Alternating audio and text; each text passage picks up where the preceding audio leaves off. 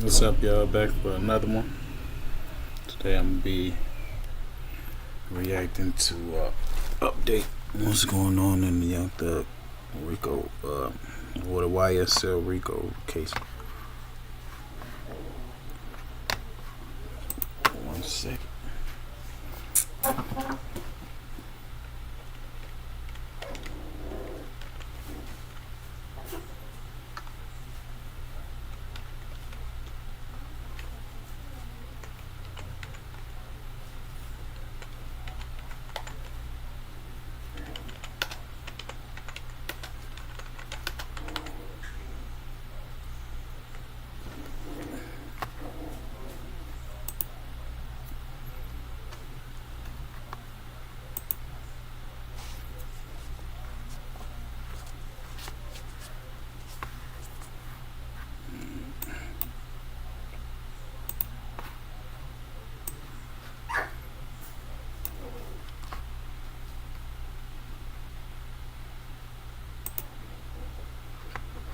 Alright, let's go.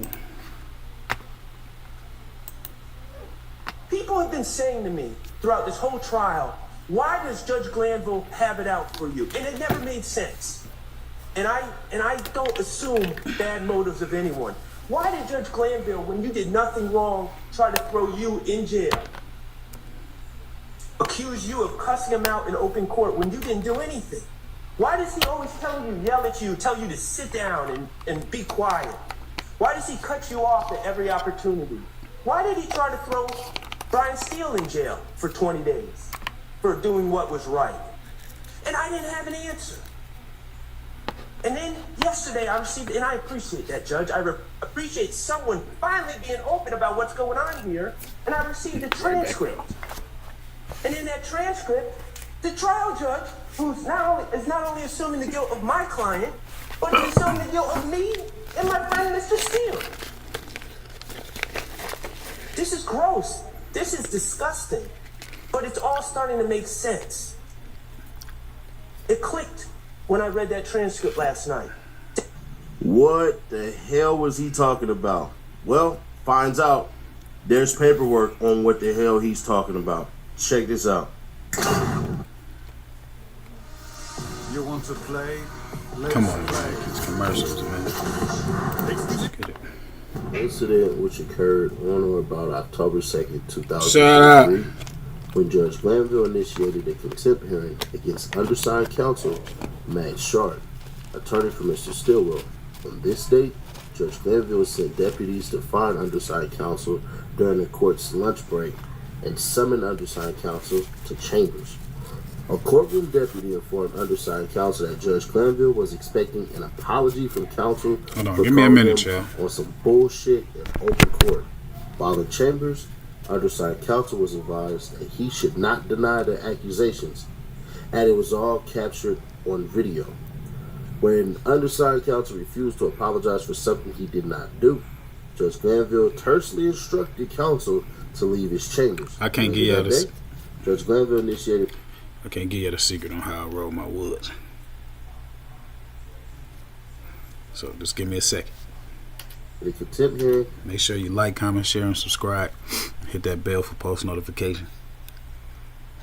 Leave some comments, man. You know what I'm saying? Let me know what y'all want to see, what videos y'all want to react to, or what games.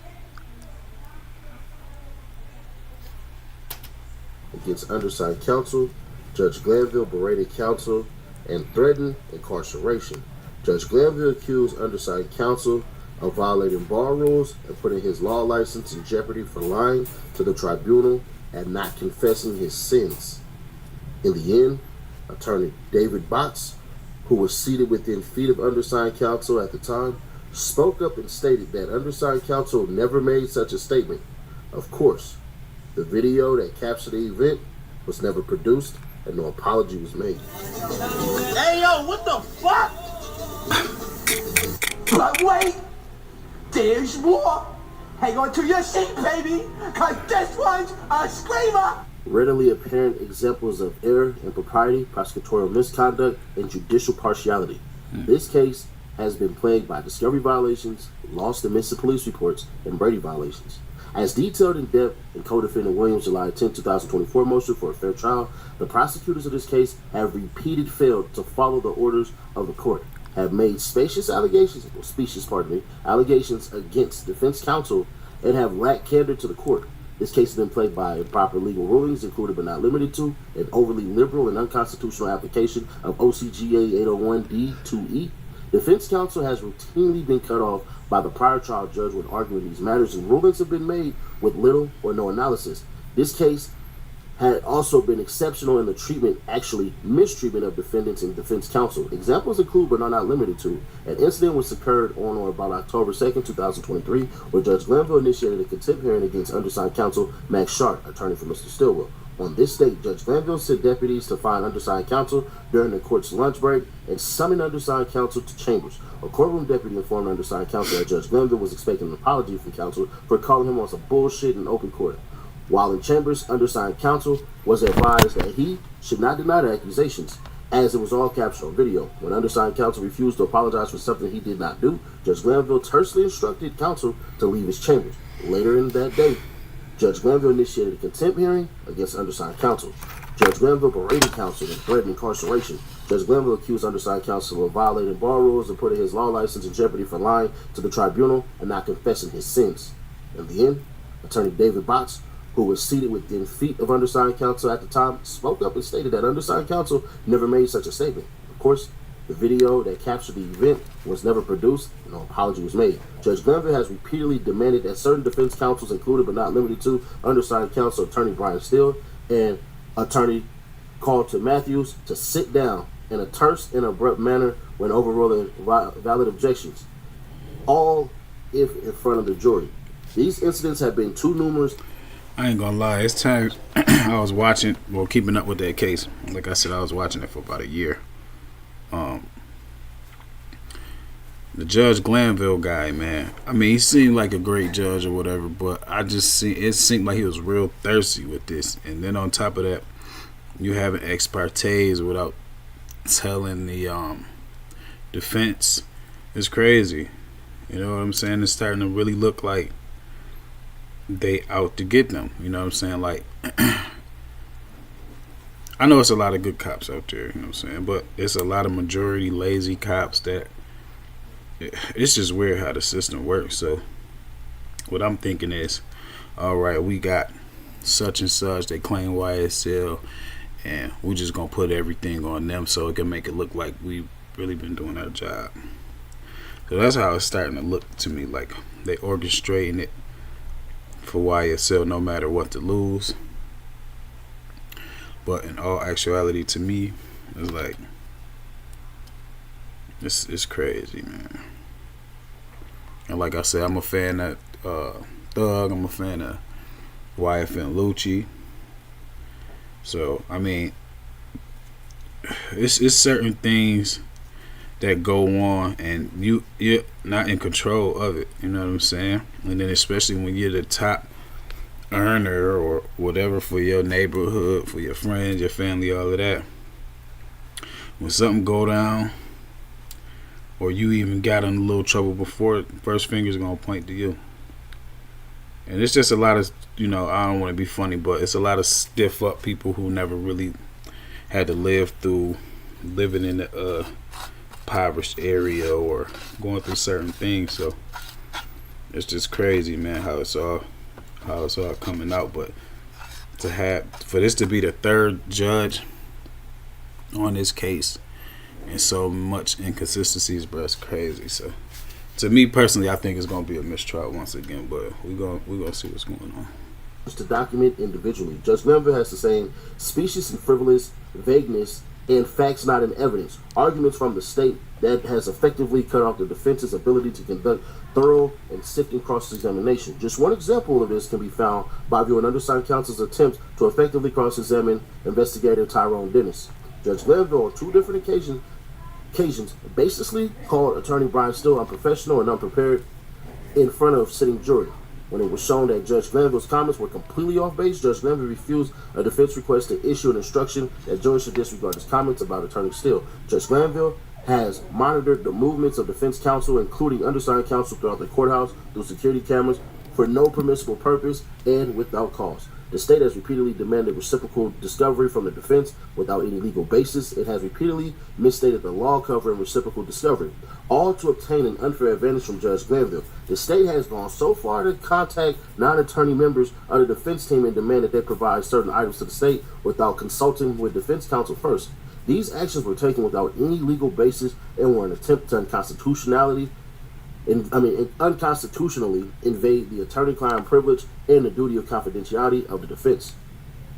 The state initially and erroneously accused Attorney Steele of tampering and altering jail calls made by Kenneth Copeland, which were severed in reciprocal discovery. Of course, these heavy accusations were entirely false and without merit.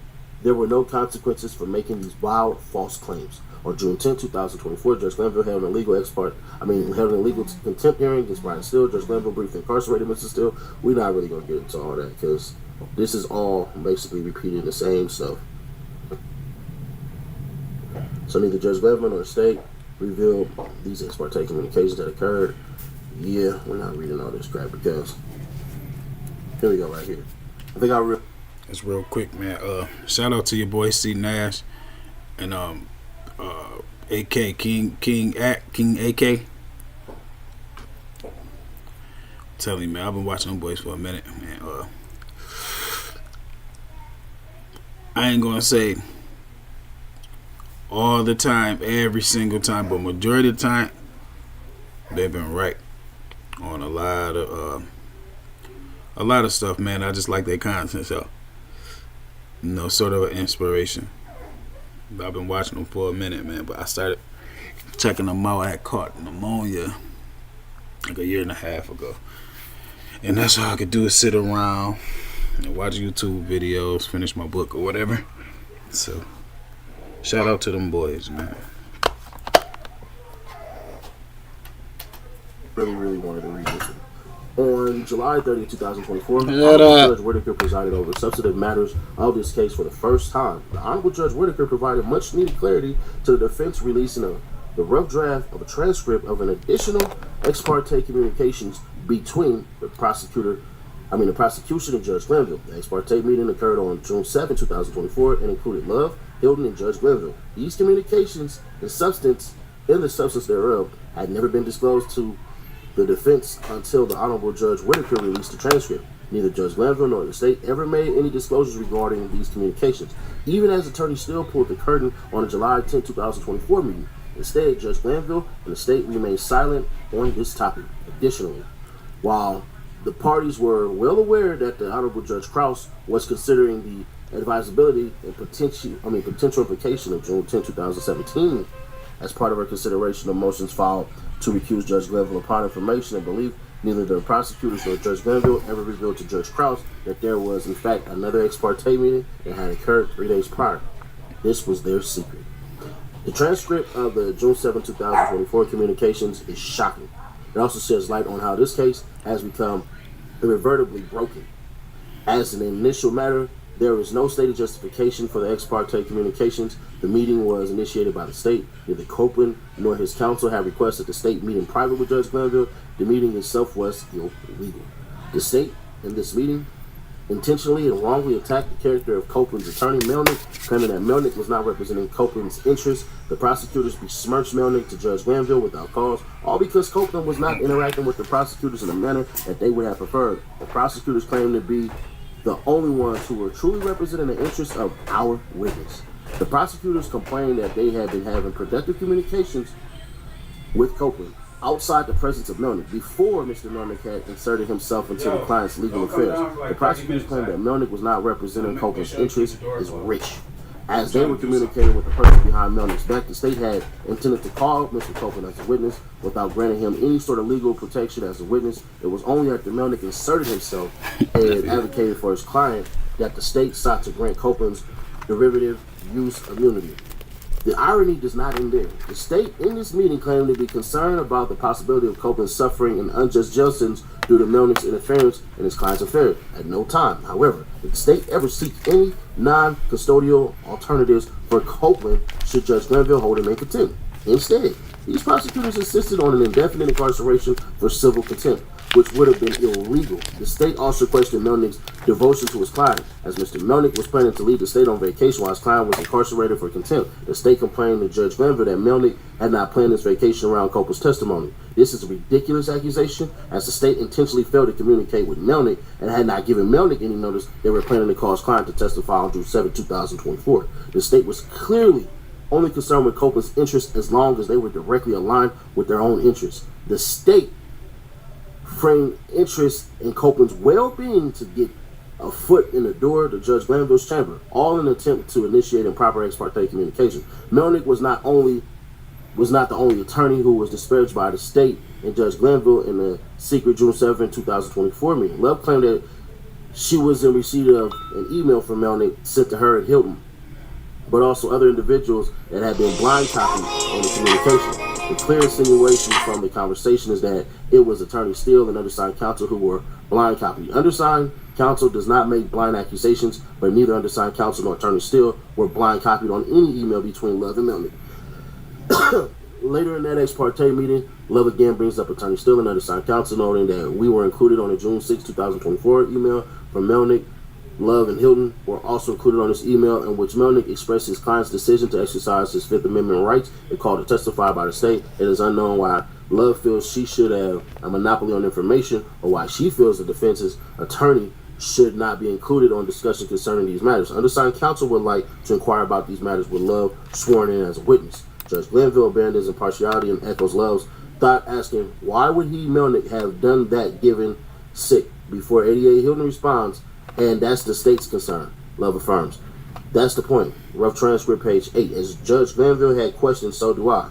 Undersigned counsel asks why my inclusion on this simple email communication was a concern to the court. Love then assures Judge Glanville that she is looking for a remedy for this material false and made-up situation, as if one exists, and tell Judge Glanville that she will contact him when she finds a solution, either over the weekend or on the coming Monday, presumably through additional ex parte communications. That's hilarious. Oh man. Before wrapping up the illegal and unethical meeting, Judge Glanville refers to outside agitators affecting the trial, stating, but I see it from just being in the courtroom and tracking Judge Glanville concerns and inherent skepticism of email communications between Melnick, Attorney Steele, and undersigned counsel exemplifies Judge Glanville's bias and partiality towards the state. The transcripts of both June 7, 2024 and June 10, 2024 ex parte meetings shows Judge Glanville clear bias against Attorney Steele and undersigned counsel, and finally provide an explanation. Yeah, Glanville was doing a lot of one-sided activity, and he was trying to cover it up by here and there, hearing some of what defense had to say or some of their motions. So, but 9 times out of 10, it always ended him. He was like, what's the word for it? He was being impatient with the defense and getting real like smart, like a professional way. So yeah, man, I think in a way, and you could tell that Glanville had something against Mr. Steele and his client, Thug. So, albeit an unacceptable one, Judge Glanville's treatment of the defendants and their counsel throughout this trial. We're not going to read all of this crap. We're just going to get right here. Remedies. Mr. Stillwell has been harmed by judicial misconduct, prosecutorial misconduct, and other error. In this case, focusing solely on the ex parte communications, the prosecutors and the trial judge team to coerce and intimidate Copeland to change his mind and testify for the state. Copeland's testimony was harmful in itself, but does more than that. As a result of this coercion and intimidation, the state has the plans to continue to impeach Copeland with his prior inconsistent statements, essentially playing several videos of Copeland's out-of-court statements, which are harmful and prejudicial to Mr. Stillwell and others. These out-of-court statements involve several of the charged events and counts in this indictment and are central to count 2 of this indictment, which alleged that Mr. Stillwell committed the murder of Donovan Thomas. Mr. Stillwell does not wish to demand a mistrial. Absent a finding of goading and thus jeopardy attached to Mr. Stillwell has been incarcerated throughout the duration of his counsel. He has been viciously attacked while incarcerated. He almost lost his life. Starting trial over again is not a viable option for Mr. Stillwell, despite persistent legal error. Hey, yo, you. Can you subscribe and turn on that bell? I'm gonna give me that you have some information on me in this record. Well, hold on, y'all. We gonna check out my boy Cuff Boys too, cause he be having a lot of different stuff going on.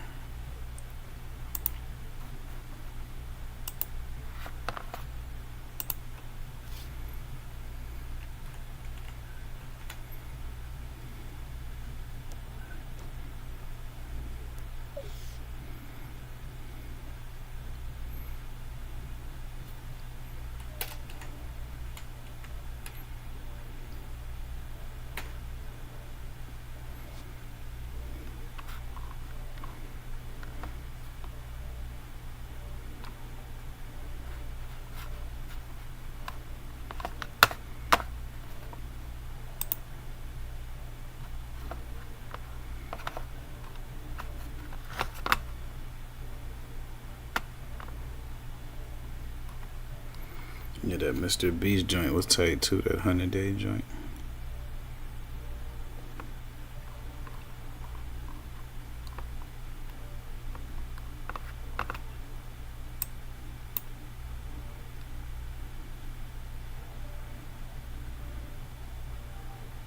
¿Ha tenido un accidente?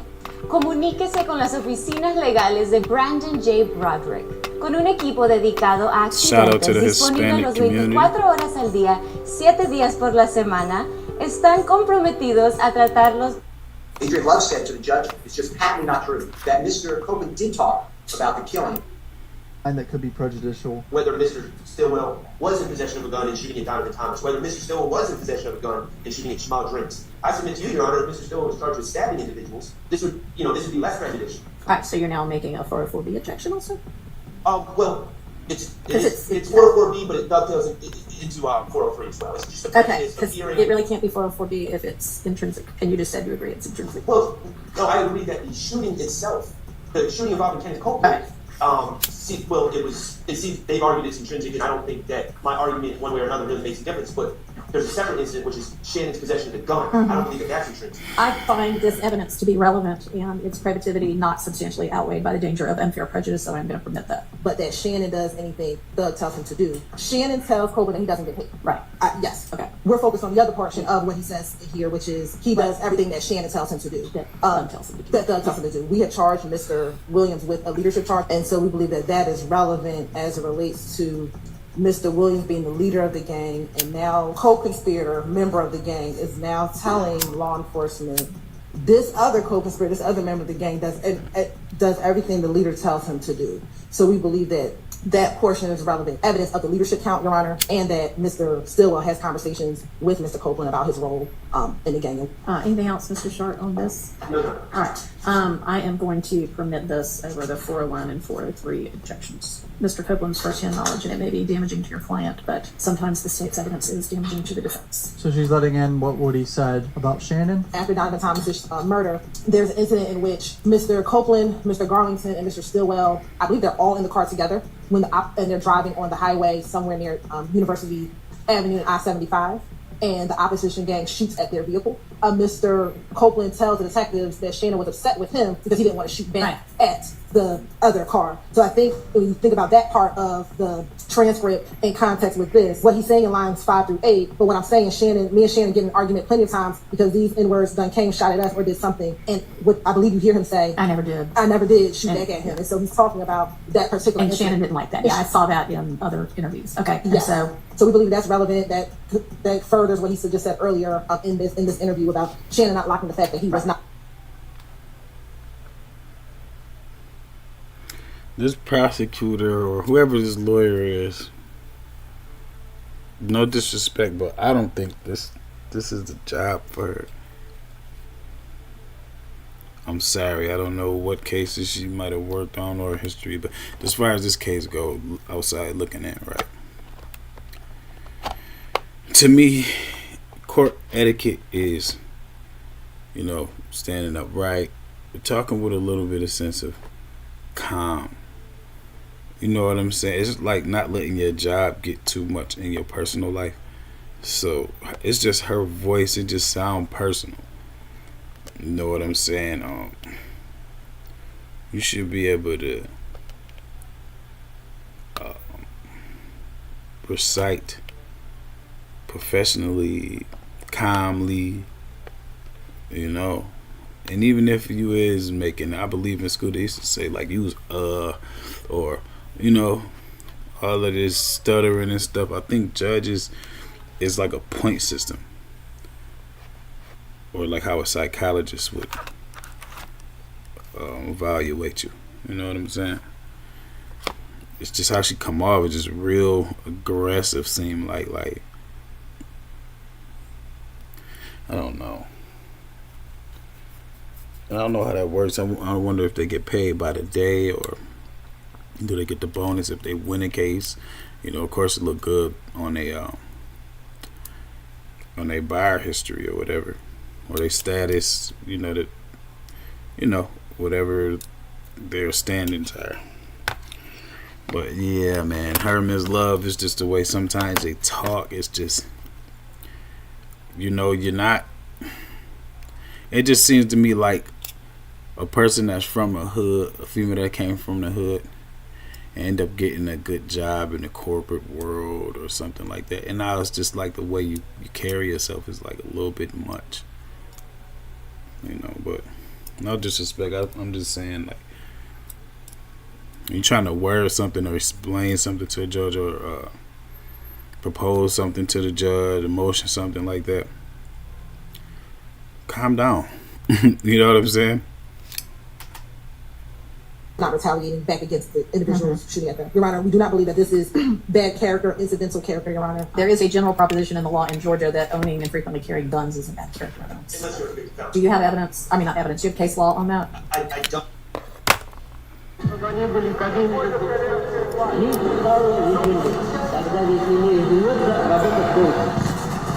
goals that socialists are trying to achieve are noble.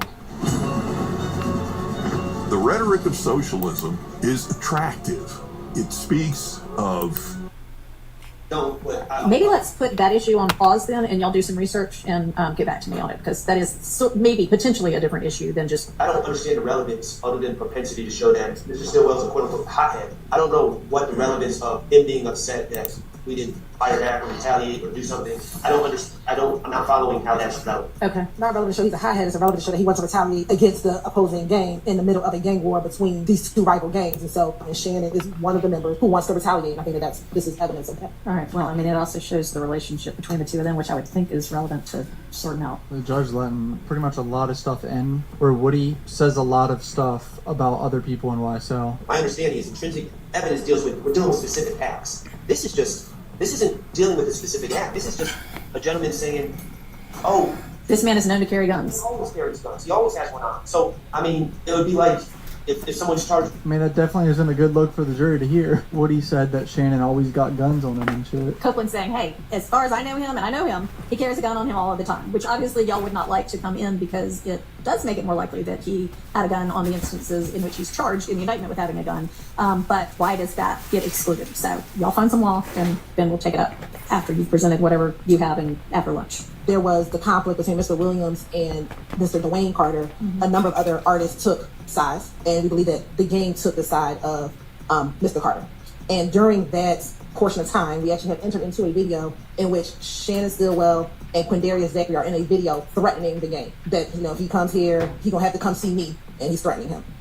Now, what they're discussing in this portion, my understanding, but we'll play it, is Detective Dennis asks, well, how is the beef with gang and them? And Kenneth says the gang was fixing to get his ass shot up, and would have if Thug would have and told Shannon to do it. Shannon told me out of his... It says if Thug would have told Shannon to do it, because then it says Thug told him no. Right, and he says Shannon told me out of his mouth he was so it shows that Shannon's ready to do anything on behalf of YSL. I'm not asserting this, but the state's attorney is showing what type of person Shannon is. Not that he did this or did that. It's just, as far as the charged acts, it's just showing, oh, he's a hothead that's ready for action. Okay. Why is that evidentially inadmissible? Because it's propensity. To say this is somebody who stands ready to act. Sorry to keep saying it's propensity, but the judge doesn't agree with that at all. He's letting other stuff. It's bad character in Mr. Copeland saying he's the type of guy that would do these events.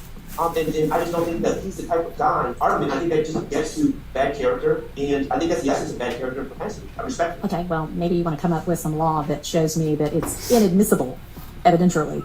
This is all the theory of the state. It's also, the real theory is that there's this gang war between a alleged gang of YSL and a alleged gang of IF.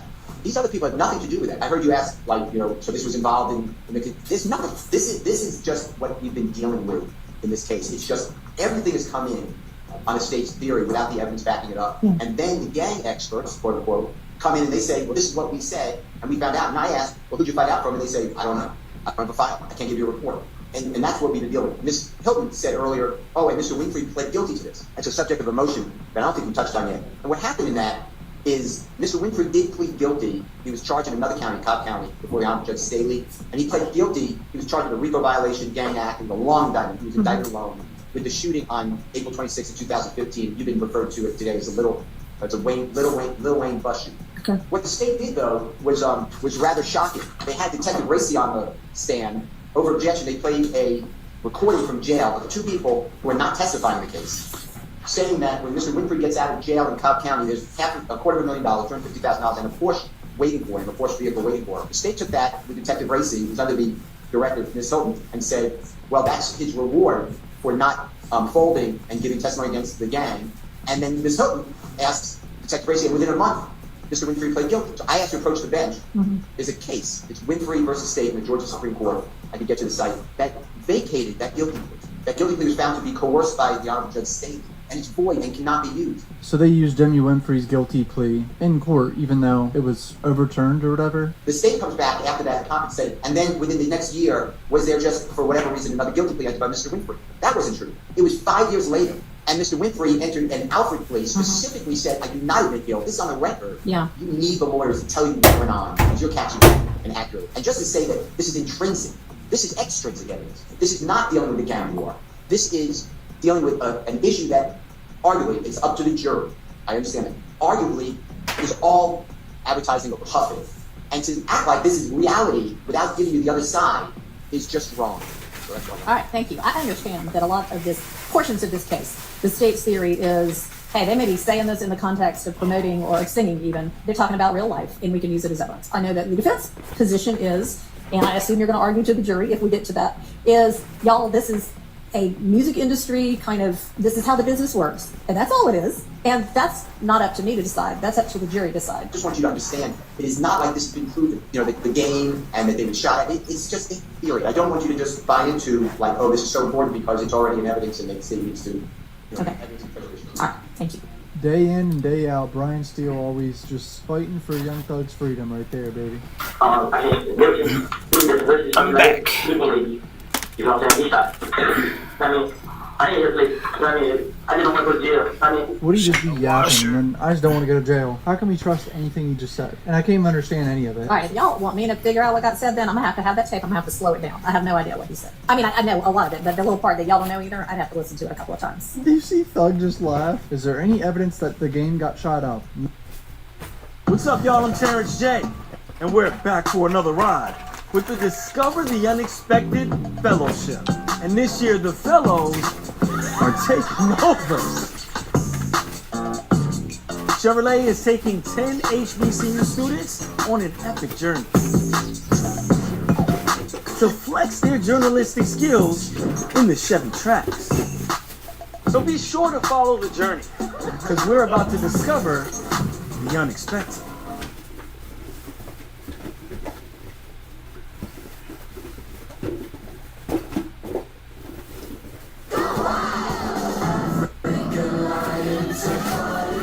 Ferocious fun for the whole family. African Lion Safari, Canada's original safari adventure. Book your adventure at lionsafari.com. No, like, this shit's so pointless. What I hear him saying is the gang fixing to get his ass shot up if Thug had told Shannon to do it. This man Woody is funny as shit, but he is a snitch, like straight up rat. Why are you telling the feds that, bro? But I will re-listen to it. Okay, let's move on to the next one. I recently filed while we were in court, a motion for a fair trial, seeking remedies. Oh, and I will. So that's the motion I read at the beginning of this video. And I'll email it over. He said he needs to have it on the record himself. He said what the state was saying is not. And I think that goes into your analysis of why there was a meeting in the first place. I don't think that it was appropriate. Adrian Love said to the judge, it's just patently not true. So he wants Melnick, Woody's lawyer, to come in and basically expose Miss Love that she's a liar. And I cannot wait for it on Monday. Via emails, or description of the emails is untrue.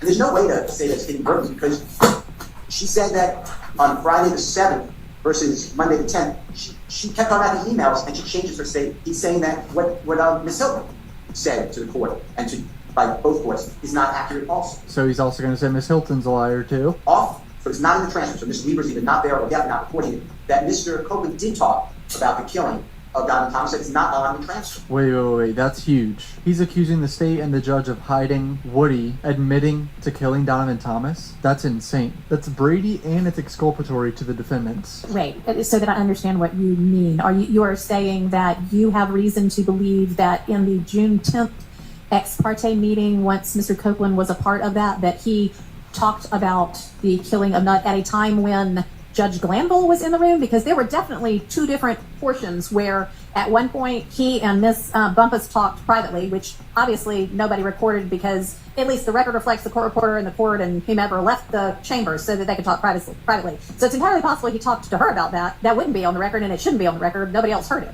And then there was another portion where I believe the court left I don't know if it was you, Miss Hilton, or I think Miss Hilton, Miss Bumpus, and Mr. Copeland could talk together. That's what I'm talking about. So it's not privileged. Okay, all right. But there was substantive conversation about the killing. That'd be crazy. And you have reason to believe that whatever Mr. Copeland said at that point in time in front of the prosecution is something that is Brady material. Impeachment. Okay, and therefore Brady. Okay. Mr. Copeland did say on the record, I'm a liar. That's Brady. That's like the greatest Brady. Well, you got that, so. I got that news. I know, but you have it now, so it's not Brady. But it was Brady at one point. She keeps saying, well, you have it now, so it's not Brady anymore. He's trying to point out that there was prosecutorial misconduct, and they hid shit. My point is, it was hidden on the 10th by Judge Glanville and the prosecutor. They knew about it because they were in the room and that was discussed. That's objectively true. So anyway. Objectively true. Everything I know, I'm told that it's not privileged that Miss Bumpus, Miss Hilton, Mr. Copeland spoke, it's not in the transcript, and Mr. Copeland was talking about his information on the killing of Donovan Thomas. Because you have to remember, in the statements, he has himself not involved. Okay, well, that's new information for this court, so. At some point, I believe, you're going to have to make a finding of fact on the propriety of these ex parte communications. Oh, I know. That's part of Mr. Weinstein's motion for mistrial. Her dude, I can already tell, she's going to say everything was proper in these ex parte meetings and the trial's going to go on. About, oh my gosh, now lo and behold, we find out there's been yet another ex parte we never ever knew about. And actually, when you go back to the transcript of the June 7th, 2024 court proceedings, on page 95, on the record, before court adjourns for the day, is when the prosecution says, hey, by the way, we might need an ex parte or we need an ex parte. And then it is definitely still on the record in court where y'all all heard not the content of the ex parte, but that the state wanted an ex parte. People from the defense say other things on the record after that. So in open court, y'all were notified that they wanted one. So, I mean, it's not quite the salacious revelation that y'all made it up. Oh, wait, hold on. The defense should have known about that, like realized that, but I'm sure they didn't know that they were going to be called outside agitators in it. Did they? Because the subject matter is still pretty bad. I think a fair, reasonable deduction would be that they were going back there to present the basis for granting immunity. Little did we know that they had already done that, and they were going back there to have that other conversation. So that's okay. Yeah, I mean, I know y'all didn't know the substance of it. Exactly. That's pretty much it. So next Monday is going to be insane. If Melnick comes in and the judge allows him to pretty much testify that Miss Love and Hilton are liars and misrepresented to the judge everything in the ex parte meeting. Everything else today was pretty tedious with the Woody shit. I'm so over all of that. The prior inconsistent statements and co-conspirator bullshit. And the hours and hours of Woody snitching. Like, we've been getting a lot of members, so I appreciate all you guys. It's only 10 cents per day, and the other one's $8 a month, I believe, for the extra bonus video per week. Hit subscribe, like the video, follow me on Twitter and Instagram. Love you guys. Peace out.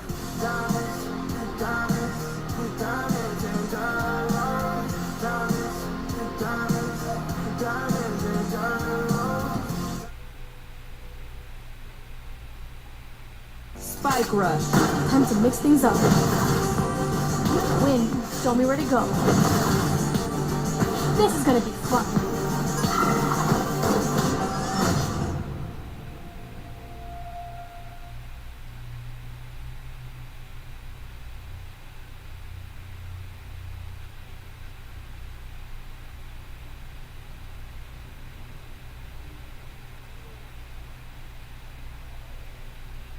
Man, Carlos Miller just here to let you know that we are expanding the merchandise department. Look at this. Check out these pastel colors that we got. You feel me? What's that? Light purple? What's that like? It's a boy blue. What's this right here? This like, oh, you think you cute?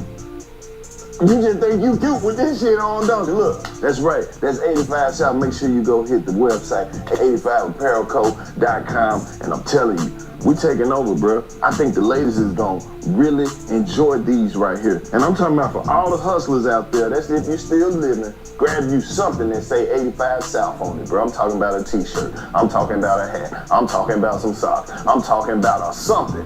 It ain't nothing to it. Hit the website. It's right here. You see where my fingers point? That's where the website goes. Make sure you put the website right here. But look, go out there and support the 85 South show. August 25th. Where we going? You see it. Where we going, Joe? What city? Oh, we're in Fort Worth, Texas. But we're in Fort Worth, Texas at that little spot. Tell them. We'll be at Dickens Arena. You know, like Dickens like the work pants. Yeah, that's where we're going. Yeah, that would be there.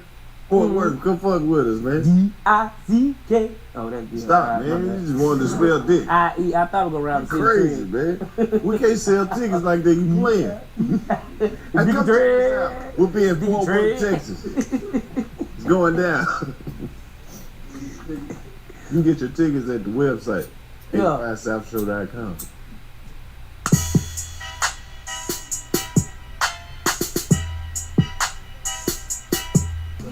Not acceptable. Don't do that. Almost. Don't do that. Ain't no goddamn sexual. Cause yeah, on the full tank, my GLE get like 427. Ain't gonna lie, this probably get like 132. Full tank. That's it? 132? No way. That bitch ain't talking about nothing, bro. They Stop playing. Ask this man how many times you gotta pull up. That nigga riding friend. Ask how many times you gotta pull up. Ask how many times you gotta pull up. Got a hole in this tank. Yeah, I don't know exactly though, but it definitely burns gas though, crazy. Look at that shit. That shit doing like this, did it? But the crazy part about it, you know, out on the expressway, you supposed to get more miles on the expressway. You get less miles on the expressway. Hell. Burning. That's why you gotta go electric. Fuck that. That's why nobody want that shit. That's why I get about 86. That's great for me. I don't drive much. You drive a lot? You locked in. That's what I'm saying. I drive a lot. Oh, we good. I be in my work truck a lot. That's why when I be in my G-Wagon, I'm like, bro, I gotta either be going like 1 or 2 stops. That shit is like 3 0 to max. 60, like 2. Cause we got a Denali, so I was driving that, and my car was in the shop. That shit feels like a school bus. What, the Denali? Yeah, that shit feel like damn near. That's as big as in Suburban. It's bigger. Yeah, that shit's huge. What? It's that shit like, so when you get the G-Wagon, it feel like, okay, this is like a car. I like GLS in the back of the top. You know that. So I got the 6-seater GLS. You say you want that shit. That's a family car. You say you want it. What? That ride ain't smooth, is it? The El Camino? Hell no. In the El Camino? It's smooth? It ain't no smooth. Compared to the Benz, Fuck no, you can't compare. That's what I'm You saying. can't compare nothing to the Benz. That's what I'm saying. The G-Wagon is a rough ride. I don't give a fuck if it is a Benz. It's rough? That's the rough. You hear It's a wind, box. You hear everything. You Because it's high up. Go 90, you hear. Oh, you talking about the wind blowing you around? Nigga, you hear all You can talk about getting out the lane. The car costs too much, so this shit be loud, rough. It's loud? That's crazy. Definitely loud. That's Every time crazy. you push my tip, I know you outside. Come on. No cap. That's crazy. Right, You see the hood move. You like, it's heavy, but it ain't that good. Cause it was a military car originally, Fact. so it still kept that type of So rugged. that's why they ain't give a fuck about you hearing the wind. They wasn't making it for y'all niggas to be blasting music. That's the self car. Yeah. No, it's supposed to climb up. I know it's supposed to be like, you know what I'm saying? What the range Like do, a and luxury. yeah. You out here in the woods, nigga. You just got a Mercedes. Yeah. For rich motherfuckers that go hunt wild game. It's a fashion icon. You're a model, nigga. Icon. What's after icon? Right on her. What's this? Legend. Nah, Legend lower. Legend's lower than icon. Oh, yeah. Aficionado. I will. You do the That's same, okay? I'm tired of that shit. Still acting. Nah, that nigga, you know he big in the fashion. He took that clip. Went crazy. Damn, y'all, I'm sorry, bro. I had to go to the store real quick. I'm so sorry. We on I-85 trip. My bad, y'all. That's crazy. Where this nigga go? Well, I'm talking about. It's hot than a mug out here. It is hot. Buffalo, New York. I know you think Buffalo, you think snow. But man, it is hot right now. So let's check out something else. I know we're supposed to be looking at the YSL thing. Well, let me see. I might have something else on here. On the case.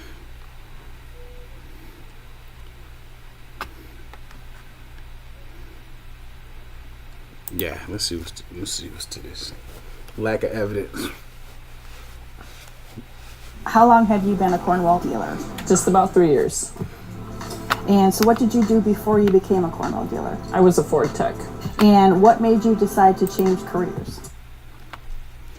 They wasn't paying enough money. Also has to inject, if you don't mind, why the state is saying it furthers a conspiracy. Just getting information does not further a conspiracy. That's my point. Thank you. Thank you. If I can add some additional facts, because I don't want to. This is not the only time in this interview that Mr. Copeland talks about the Lil Wayne bus shooting. So this is the first time. He actually talks about the details of the shooting.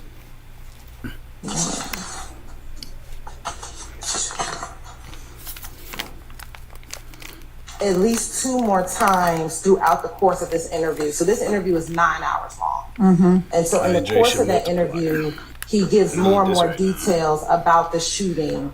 All right, maybe point me to the parts of that. So I don't know if you were able to pull up Stafford or if you have it, if you've looked at it previously, but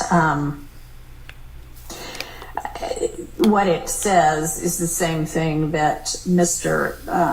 Sharp's been arguing for a while about co-conspirator statements, and that is essentially that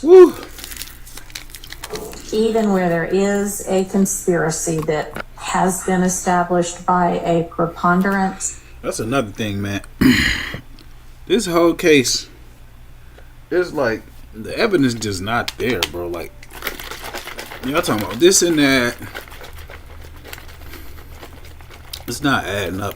I think it's just a money grab, like I said before. They wasting the people time and the courts, but the courts is with it because they making money too. So it's like, come on, man. This is taking entirely too long. You know what I'm saying?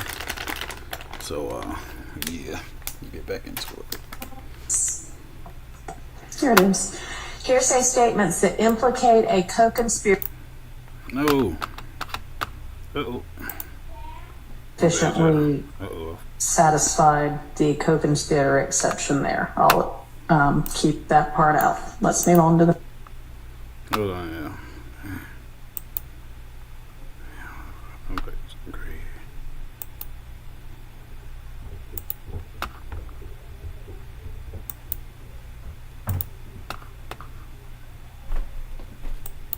Yes, Ron. So during 2015, there were just a number of different events and actions that took place beginning in January of 2015 all the way through about October of 2015, Your Honor. This particular shooting of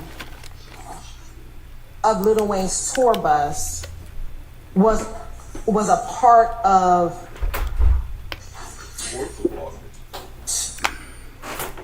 two events. So Lil Wayne, I'm trying to simplify how Mr. Carter is a part of this. So starting in 2014, Your Honor, Mr. Williams had began a musical relationship by the end of with a person by the name of reacting Brian, to this shit.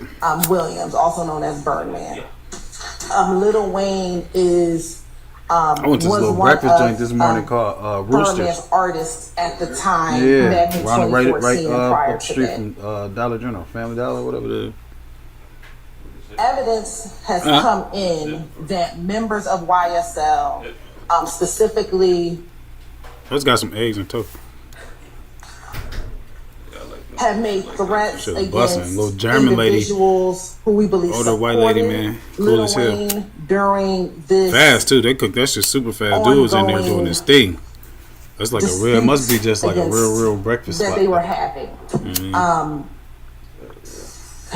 Is Birdman alleged to be in a rival gang, or he's just a rival record producer in the industry? He wasn't a rival to Mr. Williams, so he was friendly with Mr. Williams.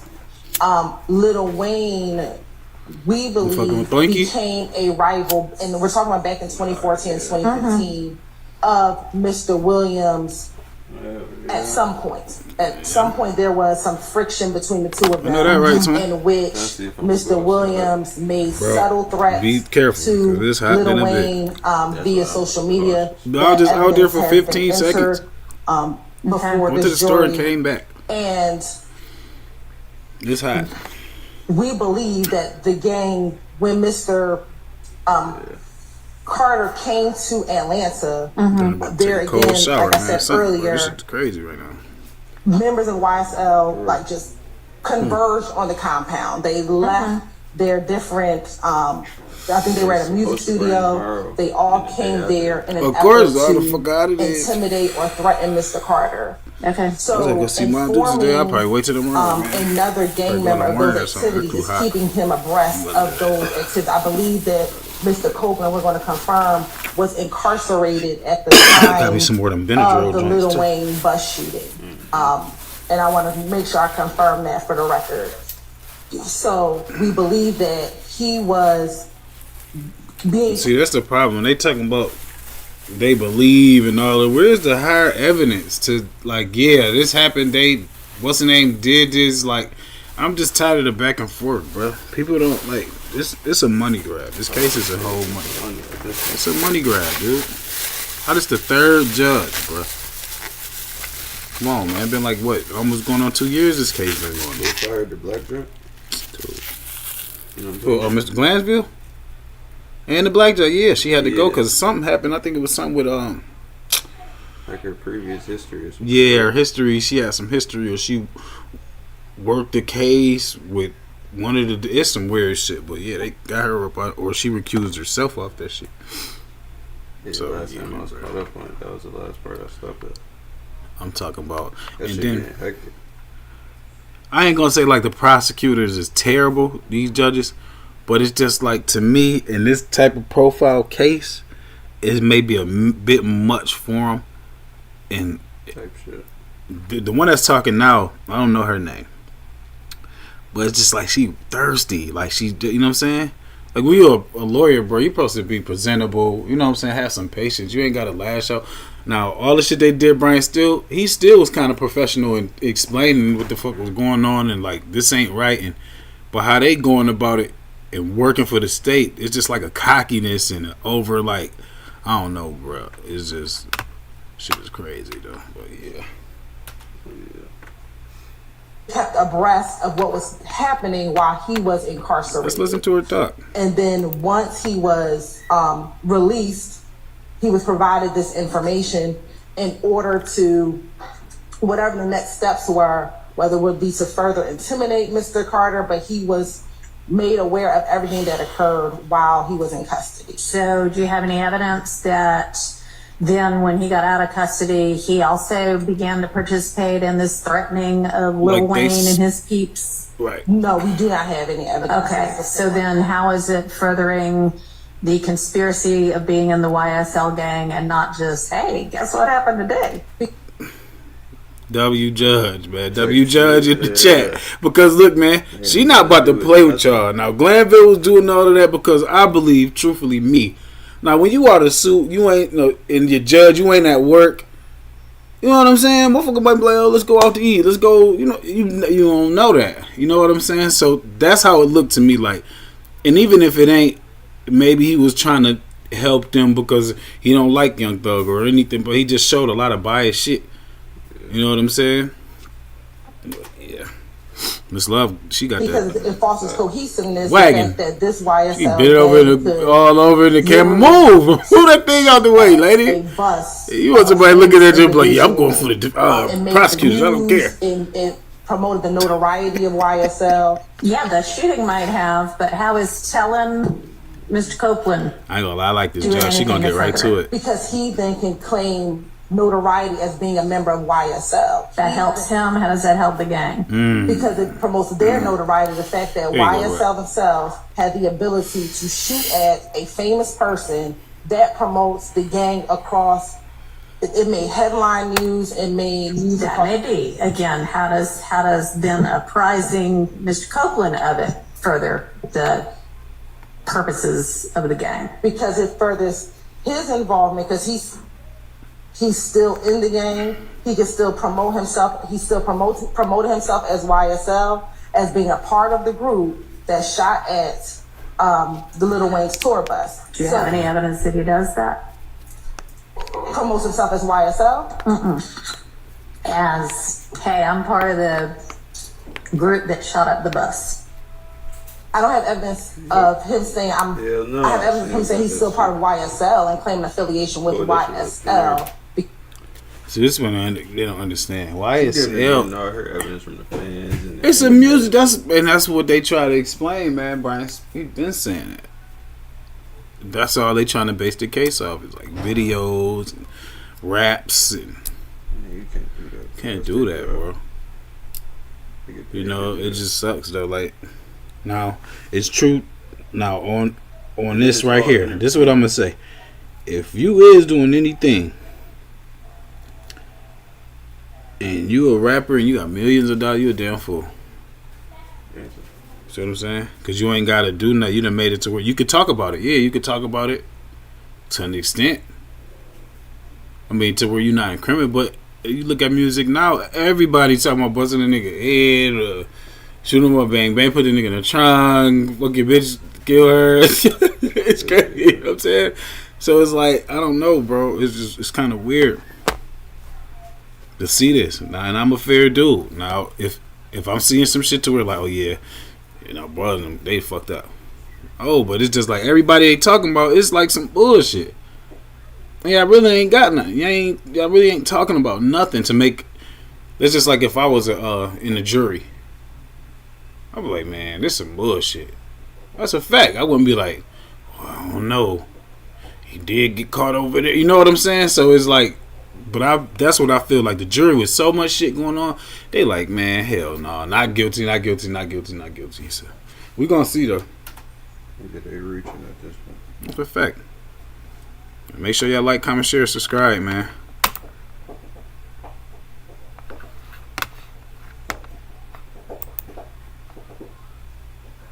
Because collectively they shot up the bus, not the specific individuals, but collectively as a group, they shot at. Does he post or brag about YSL shooting up the bus?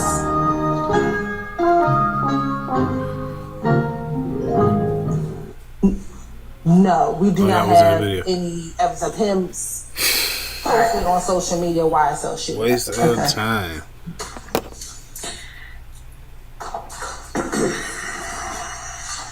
All right, so we are then looking at the bistro.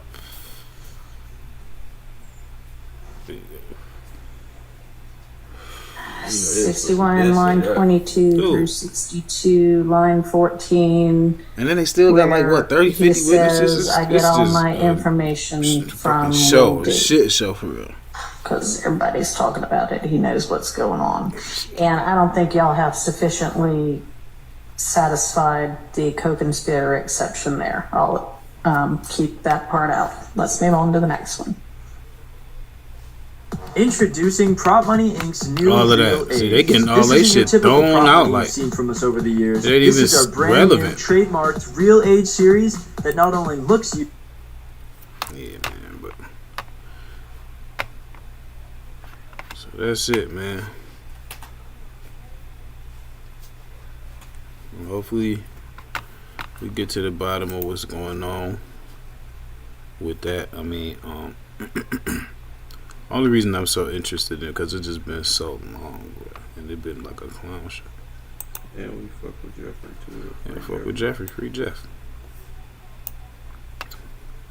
All right, y'all, man. I'm out of here, man. I'm probably hop back on this joint in a couple hours or something. You know what I'm saying?